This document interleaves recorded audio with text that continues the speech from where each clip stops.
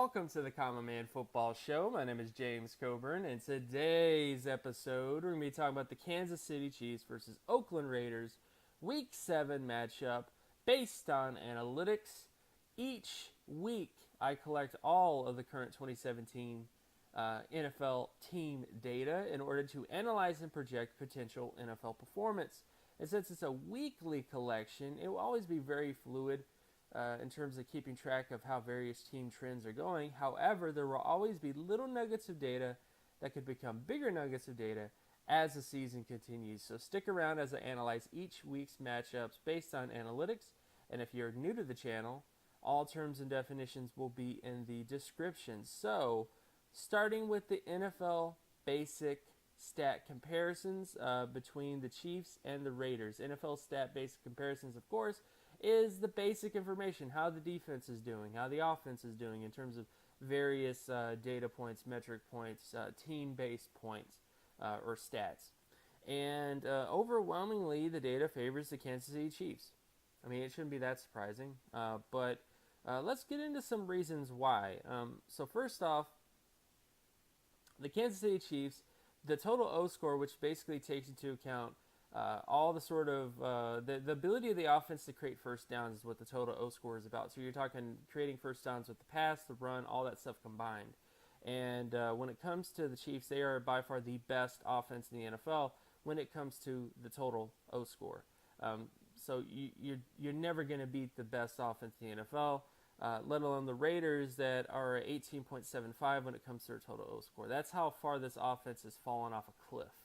Over the last now hopefully Derek Carr is back healthy and they can get back in the groove of things, but it's not been a good start for their offense. Then you look at the total D score, which is the ability to prevent first downs as a defense, and the Chiefs are not average, they're a little below average, but they're much higher than the Raiders as well. So from those 2 points, you have one team that has the best offense in the NFL with about an average defense, to another team that has one of the worst offenses in the NFL with one of the worst defenses in the NFL. It's not a good combination. Not a great combination. Despite the adversity that the Raiders have had to deal with, it's still not a good combination. Then of course you look at turnovers. The Chiefs lead that department. They don't give up a lot of turnovers on offense. Sack percentage, though, actually is more so with the Chiefs. This is the one Achilles heel. Or maybe not. Maybe I shouldn't say Achilles heel, but the one major weakness the Chiefs have had consistently throughout the season is sacks. That's the one area where they give up too many is sacks. So in terms of sacks allowed, so that's definitely sort of a point that the Raiders could exploit if they actually sack the quarterback a lot, which we'll get to that. And then of course you look at offensive score percentage, which is just the ability to score in every offensive drive. The Chiefs are much higher in that regard than the Raiders. Then you have defensive offensive score percentage, which is the ability to prevent offensive scores in various drives and distances, and the Chiefs are ahead of the Raiders there. Turnovers is more with the Chiefs, but both these defenses don't really create that many turnovers compared to the rest of the NFL. Sack percentage is actually more so with the Chiefs than the Raiders. And again, this is surprising, but you have to understand, Khalil Mack is Khalil Mack, but everybody around Khalil Mack is not doing anything. Like, they're not creating sacks as a team. It's just one guy that's kind of doing everything, and everybody else isn't building off of that. So that's a problem. That's a problem. Now, they could have more success this week because of all the sacks that the Chiefs have given up, but we'll just have to see. We'll have to see about that. But that's definitely, and that was sort of the advantage that I gave the Steelers going into the game against the Chiefs was, the Steelers have had a really high sack percentage and they were going up against the Chiefs, and that did have an effect in that game. I just don't know if that's going to be the effect in this game because of the issues. Then, of course, you look at interception percentage, more so with the Chiefs. Punt return yardage, Chiefs. Kick return yardage, Raiders. Special teams defense, so defensive special teams, more so with the Raiders in terms of punt returns and kick returns. Defending kick returns is more so with the Chiefs. Then, of course, you look at field goal percentage. Both these teams are pretty high field goal percentage, but the Raiders have a better field goal percentage. Extra point percentage is more so with the Chiefs. And punting average is with the Raiders. And, in fact, Not only that, the Raiders have pretty much the best punting average in the NFL since 1998. So they're doing pretty good when it comes to punting average. So you should definitely give props to your punter because he's pretty good, in terms of that. So now let's get into some other sort of data points. So now we're going to look at things like completion percentage, run first down conversion rate, pass first down conversion rate, and those other sort of stuff, and what they could mean ultimately in this game in terms of matchups, exploitation, stuff like that. So starting with completion percentage, not going to spend a lot of time here. This is the Chiefs' offense versus the Raiders' defense when it comes to completion percentage. Again, the higher the number, the better your offense or defense is when it comes to getting completions or preventing completions. And in this particular case, the Chiefs had the advantage there. Then you look at the Raiders' offense versus the Chiefs' defense, and the Chiefs overwhelmingly have advantages on first down and third down when it comes to that. Then you look at rushing down. So this is the Chiefs' rushing offense versus the Raiders' rushing defense. And it's kind of like they mirror each other in terms of the Chiefs are very good when it comes to getting first downs with the run on first down, third down, not so much on second down. I don't know why this is. I haven't done a lot of digging into why the Chiefs have not been the best when it comes to second down, first down conversion rate with the run, but that's just has been the case. And the Raiders' defense, they're very good in terms of preventing runs on first down, third down, but terrible on second down. So we'll see what happens. A lot of this stuff still favors the Chiefs, though, but interesting to say the least that the Chiefs have consistently been this for whatever reason.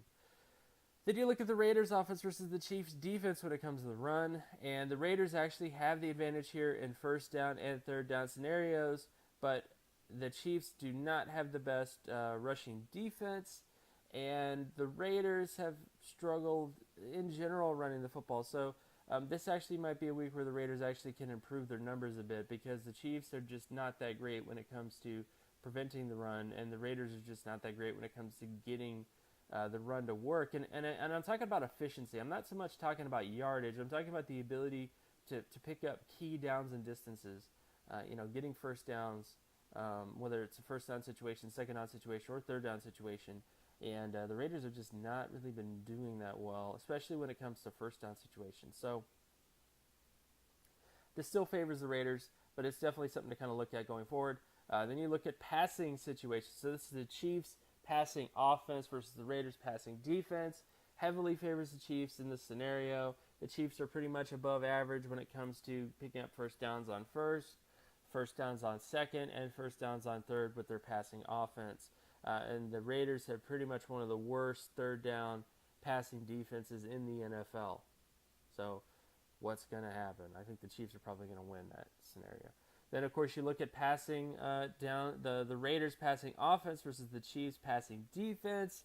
And honestly, the Chiefs passing defense is not the best when it comes to first or second down, when it comes to preventing first downs in those situations. But they are one of the best defenses on third down. They're pretty much one of the best passing defenses on third down when it comes to preventing conversions on third down. So that's going to be a big matchup in this game that the Raiders will have to overcome to do well, is that particular scenario, because the Raiders in general across the board have been below average when it comes to their passing offense in terms of getting conversions. Then we look at sack rate, Chiefs versus Raiders. Pretty even. I'll give the edge to the Raiders, though. The Raiders defense has some advantages on first down, some advantages on third down, though it's even. And this, again, is the only major weakness that the Chiefs have, is they tend to give up too many sacks. They're pretty much below average when it comes to sacks allowed, and that's just not good. You can't have your quarterback getting hit that much. So, and then, of course, you look at sack rate of the Raiders offense versus the Chiefs defense, and the Chiefs have the advantage. The only area where the Raiders have been decent at preventing sacks has been second down situations. And they've been about average on first down, but just not amazing at that particular thing. And the Chiefs have the advantage on first and third down. So I have to give this to the Chiefs here. I think the Chiefs will get some key sacks in various situations because they just are better in terms of those aspects. Then, of course, you look at interception ratio. So this is the Chiefs versus the Raiders. Raiders, 0 interceptions this year. Period, at all. Just 0. With the Chiefs not giving up any, the Chiefs have not given up any interceptions on offense, and the Raiders haven't created any interceptions on defense. What's going to happen? So definitely Chiefs there. And then, of course, you look at the Raiders' offense versus the Chiefs' defense when it comes to interceptions, and the Chiefs overwhelmingly are favored here. Most of the picks or interceptions that the Raiders have thrown have been in second down situations, but overwhelmingly it favors the Chiefs. So how do I feel about this particular game?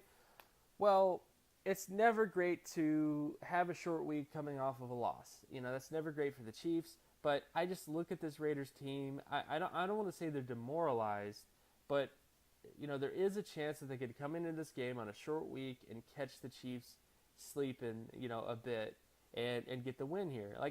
There's definitely a chance. You look at the sack rate percentage, the sacks allowed percentage for the Chiefs offense.